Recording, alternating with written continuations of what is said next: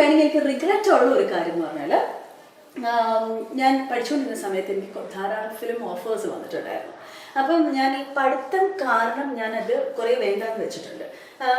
അതിൻ്റെ ആവശ്യമില്ലായിരുന്നു. പഠിത്തവും അതും കൂടി ഒരുമിച്ച് കൊണ്ടുപോയി എനിക്ക് വേണമെങ്കിൽ ഒന്ന് ട്രൈ ചെയ്യാമെന്ന് എനിക്ക് തോന്നുന്നുണ്ട്. കാരണം ഇപ്പം ഞാൻ വിചാരിച്ചാൽ എനിക്ക് ചിലപ്പോൾ ഒന്നുമില്ല, മിക്ക ഓഫേഴ്സ് എനിക്ക് കിട്ടത്തില്ല. കാരണം ഒബ്വിയസ്ലി ഏജും മുൻപോട്ട് പോവാണ്, നമുക്ക് പറ്റുന്ന ക്യാരക്ടേഴ്സ് മുൻപോട്ട് പോവാണ്, പിന്നെ എനിക്ക് പറ്റില്ല, പിള്ളേരുണ്ട്. അപ്പം പ്രയോറിറ്റീസ് ഒക്കെ ഡിഫറെൻ്റ് ആണ്. പക്ഷെ ഐ തിങ്ക് അന്ന് മേ ബി എനിക്ക് ഇന്നും ഓർമ്മയുണ്ട് ഏതൊക്കെ സിനിമകളാണെന്നും അതൊക്കെ എടുത്തിരുന്നുണ്ടെങ്കിൽ എനിക്ക് തോന്നുന്നു പഠിത്തവും ഒരുമിച്ച് കൊണ്ടുവരുന്നെങ്കിൽ ഇതിനെക്കാട്ടും സക്സസ്ഫുൾ ആവാൻ ഇൻ ദ സെൻസ് കുറെ കൂടിയൊക്കെ നമുക്ക് ആൾക്കാരിലേക്ക് ഇറങ്ങി ചെല്ലാനും ഒക്കെ കുറെ കൂടി പറ്റുമായിരുന്നു. ഫിലിം ഇപ്പോഴും ഒരു ആഗ്രഹമാണോ? ഇപ്പോഴും ചോദിച്ചാൽ ഇപ്പൊ മാത്രമേ ആഗ്രഹം ഉണ്ടായിരുന്നുള്ളൂ. ആ സമയത്ത് ആഗ്രഹം ഉണ്ടായിരുന്നെങ്കിൽ ഞാൻ പോകുമായിരുന്നു.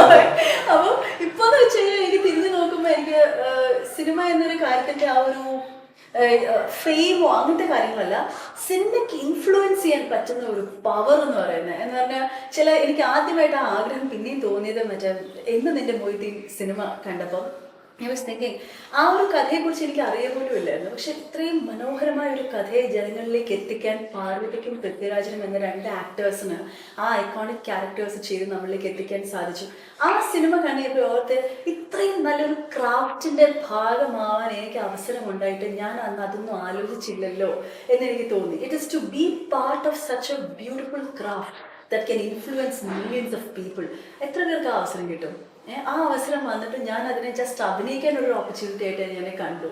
അത് ഏറ്റവും ചെറിയൊരു രീതിയാണ് അതിനെ കാണേണ്ടത്. It is A huge way of influencing. ചെറിയൊരു റോളാണെങ്കിൽ പോലും ഒരു സിനിമ എന്ന് പറയുന്ന ഒരു പ്രോസസ്സിലെ ഒരു ഭാഗമാവാൻ കഴിയുക എന്ന് പറയുന്നത് ഒരു വലിയ അനുഗ്രഹം തന്നെയാണ്. ബിക്കോസ് അത്രത്തോളം ആൾക്കാരെ ഇൻഫ്ലുവൻസ് ചെയ്യാൻ വേറെ ഒരു മാധ്യമത്തിനും പറ്റുന്ന എനിക്ക് തോന്നുന്നില്ല.